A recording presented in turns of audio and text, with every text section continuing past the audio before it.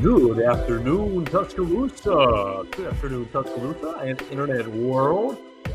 How you doing on this beautiful Tuesday right here in Tuscaloosa? Big thanks to everybody watching us today, everybody tuning in on YouTube, on Facebook, on Twitter. You guys are listening to us on Spotify, on Apple Music, and on Amazon, Apple Podcast, and on Amazon. This is the Joe Gaither Show right here on BamaCentral and BamaCentral.com. Proud partner of the BamaCentral Broadcasting Network, with our friends All Things Bama, Katie Wyndham and Austin Hannon, and with our friends Blake Byler and Matthew Gibson and Jacob Pickle doing Blue Collar Unplugged. So go subscribe to our other two Bama Central Broadcasting Network podcasts, as all three of us together make up the Bama Central Broadcasting Network. So we're going to have a fun show today. I appreciate everybody jumping in and joining us on the show today. We are going to catch up with Cannon Claycomb on Thursday. I know we promised to bring you a Cannon Claycomb interview today. Just a quick change of plans for Cannon. We will bring you an interview with the Alabama senior golfer on Thursday. So he's going to join us on Thursday. So we're going to have an episode with you and me right here on Tuesday. Still working to get up with Casey Poe, offensive lineman out of Texas. So hopefully we'll get up with Casey Poe later in the week. But what are we going to do today? We're going to have a fun show. Hopefully we're going to have a fun show today. We will always invite you to jump in and join us on the comments from Facebook, on Twitter, on YouTube. You can find us at Joe Gaither 6. Send me your comments, your questions, your queries, and complaints right there to the social media machines. Let's talk about, I got 4 topics. Look, I found out the topic that I was leaving out yesterday. I was like, what in the world? I know there was one topic left over from yesterday that I couldn't get to. If you listened to yesterday's program, if you didn't, you can hear me bumble on like a fool on Spotify, Apple Podcasts, Amazon, right there on YouTube, Facebook, Twitter, whatever you want to watch the show or listen to the show, you can find it right there. So let's start with the topic that I left on the cutting room floor yesterday, and then we'll get into 3 other topics. One kind of developed later in the day. One pertaining to Alabama football later in the week, and then one kind of pertaining to our little brothers down in West Georgia at Auburn. Let's start with Jameson Williams. Yesterday's topic that I was like scrambling around. I knew there was something else to talk about today. Blah blah blah blah blah. It was Jameson Williams. Jameson Williams, if you guys haven't really paid attention to him, Jameson Williams going into his second year with the Detroit Lions, and he is suspended for the first 6 games. He's suspended for the first 6 games of the this coming NFL season due to gambling violations. Now, Jameson Williams, we all remember the year that he was here in Tuscaloosa, was an absolute lightning bolt. Was an absolute just an incredible home run hitter, wide receiver, kick returner, punt returner for the Alabama Crimson Tide. Drafted early despite his ACL injury. Drafted early by the Detroit Lions, and then missed most of the year last year in recovery as expected, and had came in and played the last 4 or 5 games of the year. Didn't really make too much of an impact on last year's Detroit Lions team. So a lot of people were expecting Jameson Williams to take a huge leap forward for his year number 2, really his true full rookie season. But Jameson Williams, by all accounts, at Lions camp, is struggling a bit up at Detroit Lions camp. Got himself into a fight with a rookie earlier in the week, and just is by all accounts struggling to catch the football, struggling to be consistent out there with Detroit. And I wonder and worry about Jameson Williams, what he's going to be like for the coming year. So Jameson, look, he's going into year number 2. Obviously, you guys know that I'm a Bears fan, so we don't really pull for the Lions, but I pull for anybody who was wearing the Alabama uniform. And JMO, we want to see him have a good second season. Obviously, the gambling incident the gambling incident is not something that is very look, we've talked about gambling on this show before, and we can keep talking about it. I think the NFL has a very big gray area that a lot of players, a lot of NFL personnel people find themselves getting caught in. Look, you guys are partnered with DraftKings NFL, you're partnered with FanDuel, you're partnered with really all these sports betting apps and entities out there in Las Vegas, but you don't want your players involved in it. Understandably so. I definitely understand that, and we want to preserve the integrity of the game. But I think the NFL, as with many sports entities who have partnered with gambling or have seen the sports betting industry provide them a huge financial windfall, you've fallen into some gray areas. And so Jameson Williams becomes just one of many Detroit Lions players who were suspended for a gambling issue. Jameson ended up getting suspended for 6 games. So I believe his technical pit of a crime was he cast a bet. He made a wager in the Detroit Lions facility. So Jameson, he's gone off the field, off the field issues, and now not really assimilating on the field for the Detroit Lions, and just brings him up as kind of wondering what's going to happen with him. Wonder what's going to happen with him going forward. I wonder how he will, the Lions have high expectations this year. The Lions have high expectations, and luckily for Jameson Williams, they've got guys like Amon-Ra St. Brown who are, he's probably going to be the wide receiver 1 out there in Detroit. And then you think about the first round draft pick for Detroit this past season, Jahmyr Gibbs coming out and saying that he's spent a lot more time playing wide receiver, lining up in the slot, lining up in wide receiver positions than he ever did here at the Capstone here at Alabama. So Jameson, look, I think Jameson Williams, you get him on the field, you put him on the field next to Jahmyr Gibbs in week number 7, and you have Jared Goff out there. Then look, that Detroit offense has all kinds of potential to be very, very good. Has all kinds of potential to be incredible. But Jameson, as much as I'm not pulling for you or pulling for the Lions to have success, I do want all my Bama guys to end up, playing well, making all pros, cashing in lots of checks, and ended up having a long career. So Jameson, we're pulling for you to get your career back on track, to get your life, not your life, but get your career on track on the field. Obviously, you're gonna have 6 more games to rehab, 6 more weeks to rehab your knee and make sure you're up to 100%. I think he is up to 100% by now.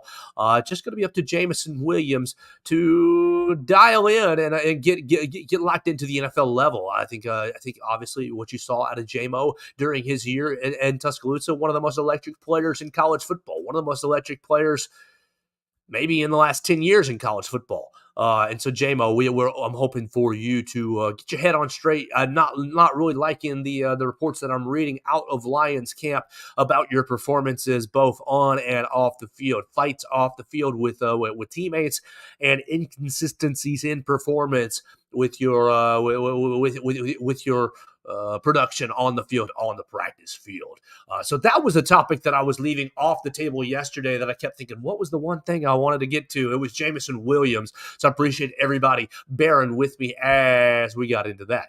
Welcome in. Hey, Miss Julene, hello to you as well. Thank you for your comments. You guys can always leave your comments right there on Facebook, on Twitter, on YouTube. I appreciate you, Miss Julene, and everybody else watching us, listening to us on Spotify, on Apple Podcasts, and on Amazon. So that's Jameson Williams, and that was kind of my thought. I knew I was leaving something out yesterday. I apologize that it was it literally as soon as I hit in broadcast, and that's how it always happens. As soon as I hit in broadcast, I was like, oh, you should have talked about Jameson Williams. That was the topic that you were scrambling for, looking for at the end of the show that you never ended up finding. Okay, so let's keep it rolling. Let's keep it rolling right here on the Joe Gaither Show on Bama Central and BamaCentral.com. We encourage you to read us at BamaCentral.com. You got all kinds of Alabama news. It is the Sports Illustrated home for your Alabama Crimson Tide. And let's talk about what's next for me. I want to talk about the scholarship count. I want to talk about scholarship count. Yeah, you're exactly right, Julian. I'm a little scatterbrained, all over the place. Let's talk about scholarship count real quick. Alabama, we talked about it yesterday. Alabama is going into fall camp on Thursday. Players report on Wednesday. And if you look through rolltide.com, as you do from time to time, you look through rolltide.com and you think about the scholarship limitations. You guys are all smart Alabama fans and college football fans. You guys know the scholarship limitation, 85 scholarships is your maximum. And as I count, and other reporters have counted in the last couple of days, go through rolltide.com and count the scholarship athletes, and I come up with a number that is a little dangerous. I come up with 88. When I'm reading the scholarship count, and so I wonder, if I am dumb and have miscounted 3 players as scholarship players who are really walk-ons or are not full scholarship or receiving scholarship from other entities, perhaps, maybe. You've got 2 candidates off the top of my head that could be who could be. I've got two candidates off the top of my head that could be categorized as alternate scholarship. Look, you think I counted Connor Talty, one of the incoming freshmen, the freshman kicker out of Chicago. Look, we all know that scholarships for kickers are not often granted, not often given out. I know that our man Will Reichert is on full scholarship. So who is Connor Talty on a full scholarship? That becomes a question for me. And then I think about Dylan Lonergan. Dylan Lonergan and his baseball ties to the Alabama baseball program. And I wonder how much of a scholarship he is on. If he's on a football scholarship, he's on a football full scholarship, or if he's on a baseball half scholarship, or something of the source. Look, the fact of the matter is, I don't know. You don't know. You look through rolltide.com and you can see the roster for 2023. It was updated early July as they were getting ready for SEC Media Days. And I'm not sure when the deadline is, but it's got to be before September 2nd when Alabama kicks off against MTSU. Whenever the deadline is, Alabama's got to get under the 85 scholarship limit, 85 or under, 85 or fewer. And so what does that mean? That means 3 guys are either going to have to forego scholarships or are going to have to transfer out or have to do something else. Let's be creative, something else. Whether they go on walk-on status and earn a lot of NIL money, whether a booster foots them as preferred walk-ons that they're getting NIL money as secondary avenues to mitigate scholarship losses. No matter what it is, Alabama football over the next couple of weeks is going to see roster changes over at least by 3. Look, Nick Saban's no cheater. You can get obviously the roster is set at the moment. But you go through, and maybe I miscounted. Absolutely, maybe I miscounted. But I'm also leaning on other reporters who have made the same observations. My man Tony Tsoukalis at Tide Illustrated wrote about that yesterday. Wrote about solutions for let's see what Tony said. Tony Tsoukalis. Let's see what he wrote yesterday, just so we can. Let's see. Right here. My man's. That's the wrong page. Tide Illustrated.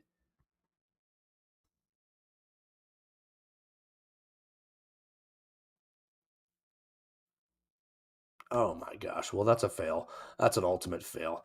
Here we go. That's what I wanted. Tony Tsoukalis writes yesterday about Alabama's over scholarshiped situation. As you look through, let's see, what was his conclusion? It's just practice. This is really terrible radio. This is really terrible production right here. I guess, did he delete it? He might have deleted it. Anyways, the case may be, and the case stands, that Alabama looks to be 3 scholarships over the 85 scholarship limit, and you're going to have to either see 3 guys transfer out, 3 guys go to maybe JUCO rank, 3 guys gray shirt, Three guys go on walk-on status, and it takes us back to our conversation yesterday with the quarterbacks. It takes us back to our conversation with Ty Simpson, Tyler Buckner, and Jalen Milroe. Obviously, you want to know who the starting quarterback is going to be as soon as possible. As soon as possible for the Alabama Crimson Tide. Nick Saban talked at SEC Media Days. The cake will take as long as it takes to bake. You cannot pull it out early, or it'll be mushy. You cannot leave it in too long, or it's going to get dried out. And so, will one of those quarterbacks, will it be Milroe, Simpson, or Buckner? Will one of those quarterbacks be the candidate to get Alabama under the 85 scholarship limit? Will you see one of those three guys transfer out before the start of the season? If you do, there's one of your positions. It's really look, I am not Nick Saban, so I don't know who's working hard, the hardest, and who's preparing the best. But you think about it. Alabama's recruited these classes year in and year out, and now you're 3 scholarships over, and Nick Saban's got to basically tell 3 of his children, I have a huge hard time with this. 3 of his children, hey, you're not good enough, or you got to transfer out, or you've got to go on walk-on status.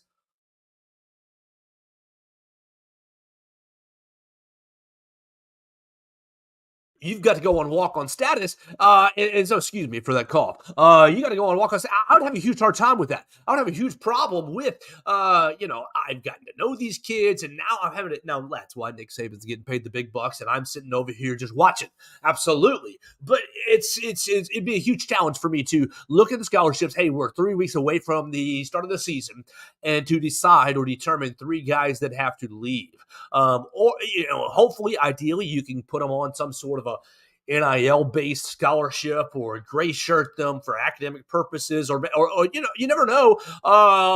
You never know if somebody's going to come into the season and be medically redshirted. You never know, but you look at the scholarships right now, you look at what's going on RollTide.com right now, and you do see Alabama football is 3 scholarships, 3 positions over the current limit. And that makes me, as a fan of Alabama, or as a follower of Alabama, somebody who kind of gets to know these kids and gets to know these players, makes me a little upset on their behalf. Now, Nick Saban's going to manage and mitigate and work through that as best they can, and he's going to handle that very well, obviously. But it's going to be very interesting to me to see over the next couple of weeks, the next 3 weeks, who Nick Saban or who the Alabama football program chews up and spits out. Is that a mean way to say it? Yes, but that's really what's kind of going on right there.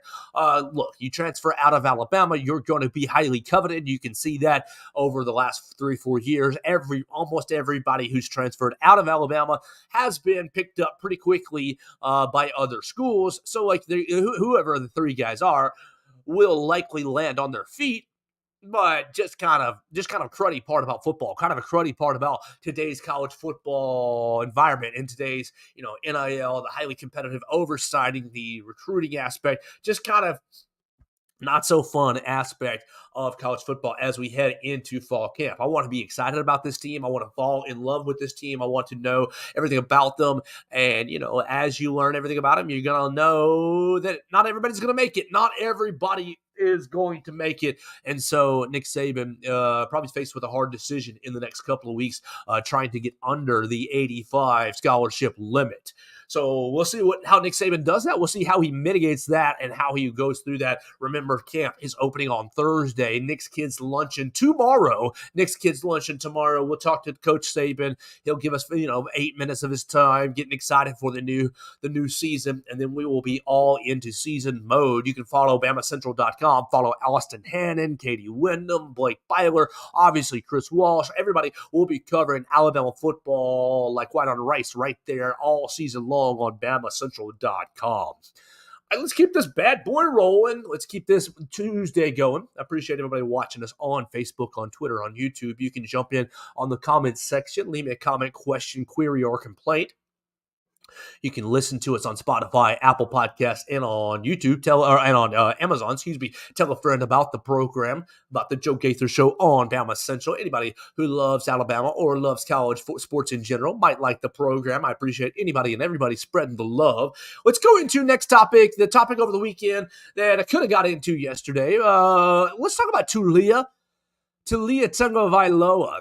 Tulia Tagovailoa over the weekend, it gets reported, or he tells a reporter for The Athletic that he was offered $1.5 million to transfer to an SEC program this coming season.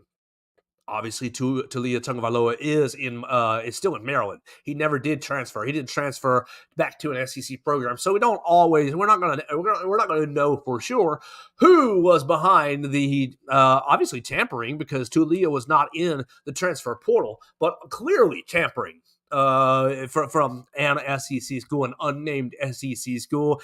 And if you look about the scuttlebutt, the smoke that's kind of gone around the SEC, let's talk about the teams that brought in transfer quarterbacks. Ole Miss brought in a transfer quarterback. Florida brought in a transfer quarterback. You had who else brought in transfer quarterbacks? Kentucky brought in a transfer quarterback. Auburn brought in a transfer quarterback. You have several schools that brought in transfer quarterbacks.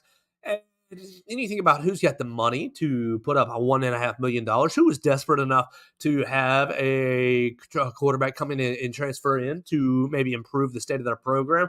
I think it's very obvious who it was. I think it's very, very, very obvious that one Hugh Freeze was, and the Auburn Tigers, Mr. Yellowwood, was likely behind. Now, I say likely as we don't have the proof, and I don't really want to, definitively say it, but likely behind the offer to Tulia Tagovailoa to transfer for $1.5 million. $1.5 million. First off, is Tulia worth $1.5 million? I guess you're only worth what somebody is willing to pay you. And if you are getting offered $1.5 million, then you are worth that. So Tulia, congratulations. You are worth a pretty penny. I hope that you're making good money over at Maryland. I hope the Terrapins are taking care of you. Look, I don't expect. I'll be surprised if the Maryland Terrapins are putting up $1.5 million for your season this year. But hopefully, ideally, you are still getting compensated at a very fine rate. Because if you're turning down $1.5 million, I'm hopeful that you are making significant money elsewhere, and or feeling very, very appreciated in other manners, whether that be amenities, whatever the case may be. It doesn't always have to be monetary, but I hope Tulia is feeling very appreciated over there in Maryland. Look, you go through and Lane Kiffin clowns on social media about the article. It scratches Ole Miss off the table. I think Florida is probably your only other. You're probably only other candidate. Florida and Auburn. I think Florida is very desperate to start winning very, very soon, and I think they saw losing Anthony Richardson as a huge problem. Now, they're probably going to be better off this year. I think it's Graham Mertz that they went out and got at Florida. And so, look, Florida and Auburn are my two picks for who offer Tulia Tagovailoa big money.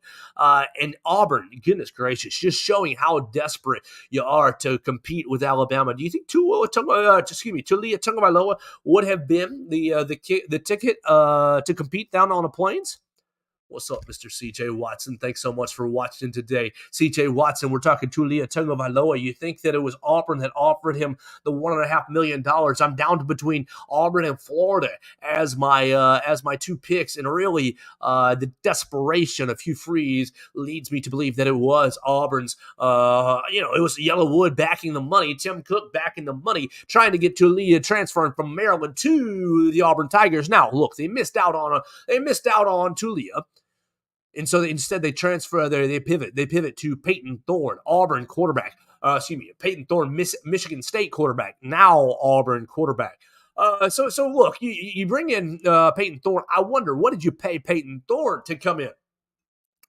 And I don't have an issue, again, going back to everything that I've probably already said. I don't have an issue with playing players. I don't have an issue with NIL being used as incentives. The problem, I fall under the Trent Dilfer umbrella. Trent Dilfer says, hey, if you jump in the transfer portal, go get your money. If you jump in the transfer portal, go make the best deals for yourself. Go maximize your value. But Trent Dilfer up there at UAB was very vocal during the most recent media days and saying, look, if you're not in the transfer portal, don't talk to my players. Don't talk to my players trying to convince them to jump in the transfer portal to earn money. Look, if I am at Alabama and I'm satisfied, even if I'm a third string offensive tackle, if I'm a third string cornerback, if I'm a fourth string linebacker, look, if I'm satisfied at Alabama, working hard, getting my degree, being a part of the Crimson Tide, don't come to me and say, hey, Joe, I'll give you $700,000. I'll give you $30,000. I'll give you whatever the case may be money-wise to transfer to Arkansas Tech State University, some made-up school. Like, don't tamper with people who are happily on the roster. Now, look, if I'm upset, if I'm the fourth-string offensive tackle, offensive lineman, fourth-string linebacker, and I don't feel like I'm getting a fair shake, or I feel like I could find some playing time elsewhere, or whatever the case may be, I'm unhappy. And I decide to go into the transfer portal on my own with my parents. I'm probably talking to my parents, talking to the high school coaches. Hey, I want to transfer. If I decide that on my own volition, then of course come give me incentives. Come offer me $100 million. Come offer me $1.5 million. Sure, great. I'm wide open for business. Once I jump into the transfer portal, I am in business. But if I'm not in the transfer portal, if I'm at Maryland, like Tulia Tagovailoa, if I'm getting ready to lead the Terrapins, trying to support Mike Locksley, trying to give Maryland football, a successful season. Let's see, under Tulia, Maryland football record. I mean, how did they do last year? They were okay last year, weren't they? But they weren't amazing. Let's see, they were handy dandy internet. Yeah, they were 8-5 last year. 8-5, and they won the Duke's Mayo Bowl. So they were okay. They're good. They were 7-6 the year before. They're clearly building something under Mike Locksley. Clearly. Look, Locks goes 3-9. Then he goes 2-3, COVID year. Then he goes 7-6, 8-5. Locks is clearly building something in Maryland. And of course, Tulia is valuable, and you'd want him to play for your own program if you had quarterback problems. But Tulia never jumped in the portal, and that's the problem. That's the issue. Don't call me if I'm not in the portal. If you want to call me and say, "Hey, man, I like your game. You're doing real good. Have a good day." Whatever the case may be. But I got a real problem with offering, hey, man, if you jump in the portal, I'll give you $1.5 million to come play quarterback down on the Plains. I have a real problem with that. Look, I have no issue with the kids jumping in the portal and saying, hey, Auburn's offering me $900,000. Will you offer me $1 million? Texas offering me $1 million. USC, will you offer me $1.3 million? I got no problem with that. That is exactly what Jordan Addison, the receiver from Pittsburgh who transferred to USC last season, that's exactly what he did. Jordan Addison wins the Biletnikoff Award as the best receiver in the country, wins the Biletnikoff Award as the best receiver in the country, and says, you know what, I'm here at Pitt. I could probably make a lot more money somewhere else, so I'm jumping in the transfer portal. You all remember that. Jordan Addison last year, shopping between Alabama, USC, and Texas was his three schools that I firmly believe he was leveraging boosters and NIL guys and trying to get the best money package that he could. I got no problem with that. He jumps in the transfer portal. He puts himself into business. The problem is, it makes me sick. It makes me upset. It drives me up the wall. Look, here we go. C.J. Watson was the Florida coach at Bama while Tulia Tagovailoa was at Bama. He may have offered knowing what he'd get. No, but Billy Napier was at Louisiana. Billy Napier was at Louisiana Lafayette or University of Louisiana. They don't want to be called that anymore, wasn't he? Yeah, he was only at Alabama from 13 to 16. So yes, CJ. Well, he was part of the staff that recruited Tulia. Yes, so that's a good point. CJ, he was part of the staff that recruited Tulia, but he was already moved on to Louisiana Raging Cajuns by the time Tulia was on campus. So you're right. Yeah, that's why I think it's probably Florida and or Auburn who made this offer, both universities going out to Big Ten schools. Yeah, no. Graham Mertz, NC State is ACC. Going out and getting transfer quarterbacks. They would have crossed in recruiting. Absolutely, CJ. They would have crossed in recruiting, and obviously you have in recruiting you make you make relationships with families, with the Tagovailoas, for sure. But I think you put those two together. I have a huge problem with trying to recruit kids off rosters. Like, I get it. College coaches, you got to make your money. Wins and losses, it comes down to wins and losses are basically all it comes down to. But that's nefarious. That's not good. That's skeezy to be recruiting players off other teams' rosters. Now, look, if I want to go in the transfer portal, great. Leverage me. Use all my money, or everybody offer me money to come to your school. That's awesome. All about that. But if I'm happily at Alabama, at Maryland, at anywhere, at random school X, leave me alone. Leave me alone. Let me work on my own NIL money here at the Capstone, or there at College Station, College Park, Maryland. I think that that's a huge issue. So to go into circling back to Trent Dilfer real quickly, Trent Dilfer says, okay, I have IP addresses and emails, and I'm going to let it out. I'm going to let players know, or I'm going to let it out that, who's tampering with my team. Do it. Do it. Do it, please. And look, I say that knowing full well there's a chance. There's a better than 10%, better than 20% chance that Jalen Key was tampered with here at the Capstone. Now, do I know that? No, I don't. No, I don't. But let's just be smart. Let's just put two and two together. Jalen Key jumps in the portal and transfers to Alabama right away. And maybe he would have transferred anyways. Maybe not. There's a chance that Jalen Key was tampered with, and that Nick Saban might be on Trent Dilfer's list. Trent Dilfer needs to put his money where his mouth is. He says, "Oh, I don't have to play the good old boy game because I come from a different background. Obviously, former player."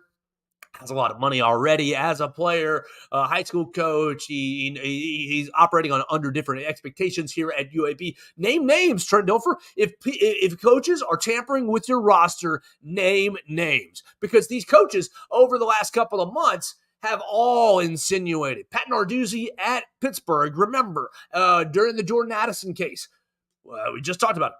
We talked about, oh, you're recruiting my roster, you're tampering. Name names. I'm sorry, even if it implicates Nick Saban, even if it implicates people that I like, it doesn't matter. Name names.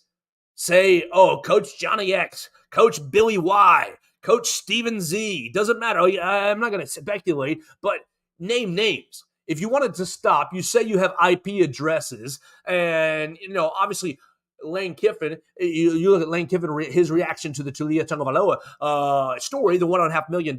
He basically quote tweets it with with a snarky emoji, essentially throwing shade at someone in the SEC, whether it be Auburn or Florida. I think it is Auburn, and I think he knew exactly what was happening. I think most of these coaches know exactly that, Hugh Freeze called Tulia, offered him $1.5 million. Wonder if he's going to take it or not. So how much money did Peyton Thorne get to transfer out of Michigan State? Did he get $500K? Did he get $1 million? The Auburn boosters, the Auburn players, so desperate to get in the game. And I think you see the danger with Hugh Freeze and the Auburn boosters, the Auburn powers that be. Look, the Auburn powers that be were not behind Brian Harsin. Not one bit. Not one bit. And a lot of it was because Brian Harsin would not play the game, would not, do the booster thing, wouldn't do the good old boy coach thing, go into, the Tiger Club and going to shake hands and kissing babies.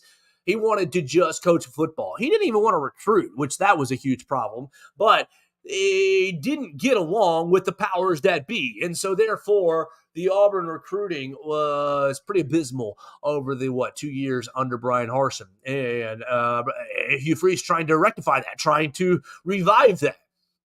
I think you're seeing a bit of the power of the family when they're all behind each other, when they're all aligned. Do I worry that Hugh Freeze got DeMarcus Riddick and got Perry Thompson over the weekend? No, not really. I just think it's a sign of, okay, that is the capabilities that Auburn has. That is really what they can do when they're all aligned, moving in the same direction. And so while they didn't get Tulia Tagovailoa for $1.5 million, I think it shows exactly how much investment is behind Hugh Freeze and behind the Auburn Tigers program right now. And as Alabama fans, as Alabama supporters, you got to be worried about that. You got to be wondering about that. You got to be really, really dialed into that, because I think that over the course of the next 3 or 4 years, Hugh Freeze is probably going to be building a monster down there on the Plains, and you're going to see really the SEC is only just going to be better with Freeze. And I know that stinks. He is a skeezy guy, in my opinion. Every time I hear him talk, I hear Southern Baptist mega church preacher. And look, if you're going to a mega church, that's fine. You get to know the Lord as best you can in your own way.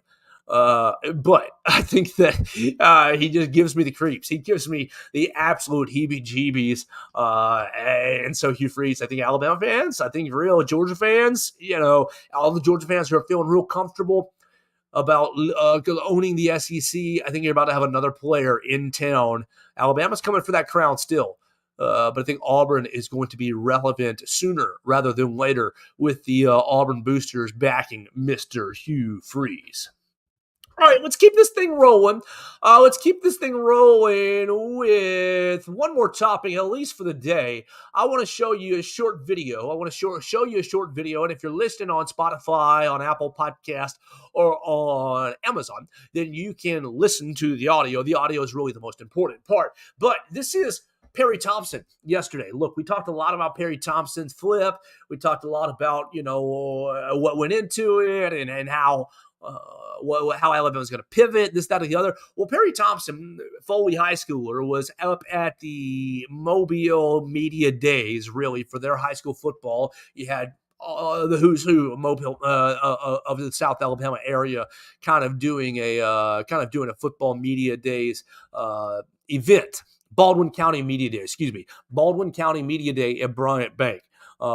So he was at the Baldwin County Media Days and asked about, one, how long you knew that you were going to flip to Auburn, and two, why? What went into your flip to Auburn? So listen, this is Perry Thompson, and this is what he had to say about flipping his commitment to Auburn. I'd say probably like a month ago, I looked at Nick Saban and Hugh Freeze. Nick Saban, good coach, all the stuff he had through college football and all that, but I know he specialized with DBs, and my main position is receiver. And I know Hugh Freeze got a background of developing receivers to the higher level, and just that, how you get receivers to their highest point and stuff. You've been, for a while now, people have been asking you, where are you going to go? Do you feel 100% now? I mean, do you feel at ease, ready to go in? I feel at home. Like, I even on campus the other night, I went around campus with a scooter to ride around, getting that home feeling. I have that legacy question that I asked the coaches about your family. Okay, there's Perry Thompson at Baldwin County Media Day. And that video is courtesy at Ben Thomas Preps on the social media machine. We appreciate Ben Thomas. Ben Thomas is a high school sports reporter for the Alabama Media Group. You read him a lot on AL.com. That was at Ben Thomas for his video, and I appreciate him getting that video. And you probably saw it yesterday if you live on social media like I do. You probably saw it yesterday. And look, Perry. First, you can go to any school you want to. You can go to any school that you want to. I don't care. You can go to whatever school makes you feel happy. Go to whatever school makes you excited to be there. And the second part of your answer, I felt home. Go to whatever school makes you feel at home. But don't use erroneous information. Don't use blatantly false lies to explain your decision. Look, he says, okay, Nick Saban is his specialty is defensive backs. Fair, true. And Hugh Freeze, his specialty is offensive players. Fair, again, true. And then he says, Hugh Freeze has a better track record of producing wide receivers than Nick Saban. And okay, I know that Nick Saban is not directly coaching these receivers in every fundamental of the game, in every part of the game. But it's still the Nick Saban-led team, and it's still Nick Saban overseeing the wide receivers coaches that he's had over the course of time. One of those wide receivers coaches that we just talked about, Billy Napier. Like, he's had many wide receivers coaches over the course of his tenure. He had Al Grove. He had Billy Napier. We're rocking with Holman Wiggins right now. Like, we have had a handful of wide receiver coaches. No problem with that. Yeah, Josh Gaddis as well. No problem with that. That's the nature of the beast. So yes, Nick Saban's not directly developing Devontae Smith, Jerry Jeudy, Jalen Waddle, Henry Ruggs, Amari Cooper, Julio Jones. Like, I'm sorry. Okay, I get it if you want to point at some of the more mediocre Alabama wide receivers. But the fact of the matter is, over 15, 16, 17 years, look, I guess you're not going to give credit you're not going to give DJ Hall to Nick Saban because, Nick only had him for the 1 year. I think his final year. But really, other than after DJ Hall, you have an elite group of wide receivers. Not just good, but if I took, you take the best of the best, the 5 best receivers from DJ Hall on, and you've got, all right, Julio Jones, first ballot NFL Hall of Famer. Amari Cooper, he's on track. He's having a great NFL career. Will he be a Hall of Famer? I don't quite think so. Devontae Smith, Heisman Trophy winner. Jerry Jeudy, first-round draft pick. Henry Ruggs, first-round draft pick. Jalen Waddle, first-round draft. I mean, the history speaks for himself. Excuse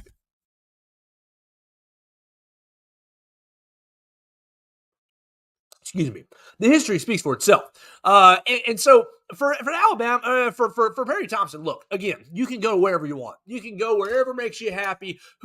And I don't even care if money was involved. I don't care if NIL is involved. I don't care what's involved. But don't be a fool.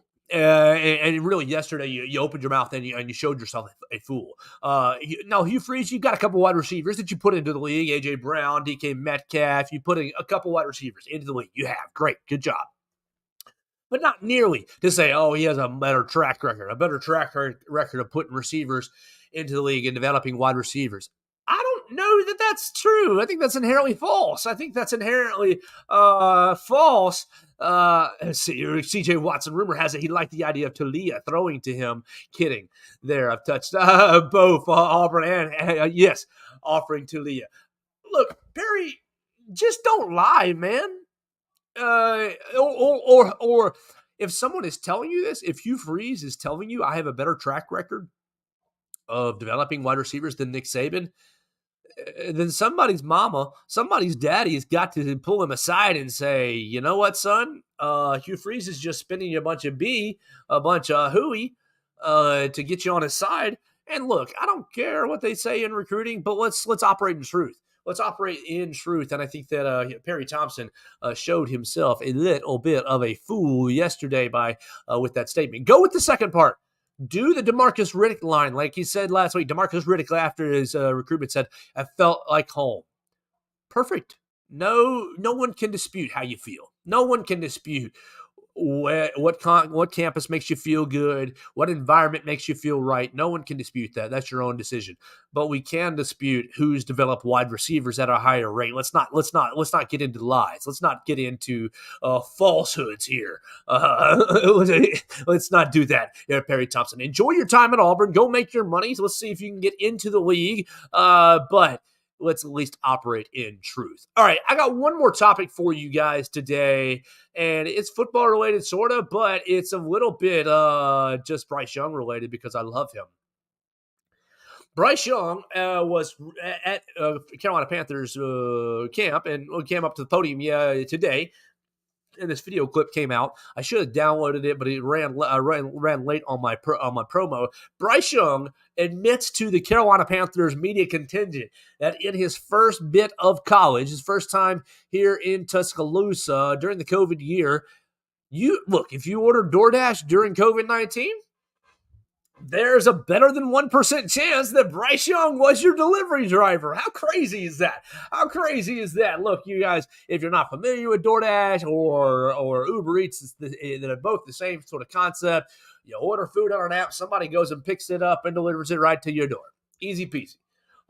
Bryce Young admitting to the Carolina Panthers media contingent after practice today that when he first got to campus, after learning the playbook, he said, it was before NIL, and I did DoorDash. And he said he only took orders that were drop off at the door, and he always wore a mask and a hoodie, so nobody really recognized him. And so, how crazy is that if you'd ordered DoorDash in that 2020 year, better than 1% chance that Bryce Young dropped off your food. So we've all, everyone who's participated in DoorDash and Grubhub and Uber Eats, we can all say, oh, maybe I did receive an order from a Heisman Trophy winner. I was on the receiving end of a Bryce Young delivery. I think that's kind of a funny concept and a nice, cute way to end the show for today. I'm going to wrap it up right here. I'm going to go, continue to have hopefully a good week. Hopefully you guys are having a good week. I appreciate everybody watching us on YouTube, on Facebook, on Twitter. You can find us on Apple Podcasts, on Amazon, and on Spotify, of course. Listen to us. Be following us on BamaCentral. You can look. I'm catching up with Cannon Claycomb on Thursday. That'll be the Thursday program, unless we pivots again, in which case we will adjust. That's no problem. Cannon Claycomb, the number 14 ranked golfer going into the season this year, senior most leader of the Alabama Crimson Tide team this year. We'll ask him about Nick Dunlap. We'll ask him about the 2 Alabama wins this past week. We'll ask him about his season going forward and just all kinds of golf talk on Thursday with Cannon Claycomb. I'm still trying to catch up with Mr. Casey Poe. I sent a million messages out to different guests yesterday. I didn't get a whole lot of responses, so we'll just circle on back, and that's okay. We'll continue to have as fun a week as possible. Remember, tomorrow, Nick's Kids Luncheon. You'll be able to see it on the Twitter machines from BamaCentral, on Joe Gaither 6 at Austin Hannon SI. All the Twitter machines for BamaCentral will be rocking and rolling tomorrow at the Knicks Kids Luncheon, and then we will open up practice on Thursday. Oh my gosh, practice on Thursday. I'm sure the guys will get pads on Friday and or Saturday. Got to get a couple days of acclimation in there before they throw on full pads and go full bore. Really excited to see what happens over the next couple of weeks. We talked about Jameson Williams today. We talked about Tulia Tagovailoa. We talked about Perry Thompson, and we talked about the Alabama scholarship count. Alabama currently sits 3 scholarships over on the 85 scholarship limit. How will Nick Saban mitigate and manage his roster over the next 3 weeks? Yeah, we talk about practice, CJ. We'll be there before you know it. And so we'll do it all over again tomorrow right here on the Joe Gaither Show. Follow me at Joe Gaither 6. Send me your comments, your questions, queries, and complaints. Tell a friend about the program. Follow my boss at Writing Walsh on the Twitter machine. Subscribe to BamaCentral.com for our newsletter so you don't miss anything at all. All things Alabama related with the Sports Illustrated home for the Crimson Tide right there on BamaCentral.com. So for you, the listener, go have a day, go have a Tuesday. And for me, I am Joe Gaither. This was another edition of the Joe Gaither Show on BamaCentral and BamaCentral.com.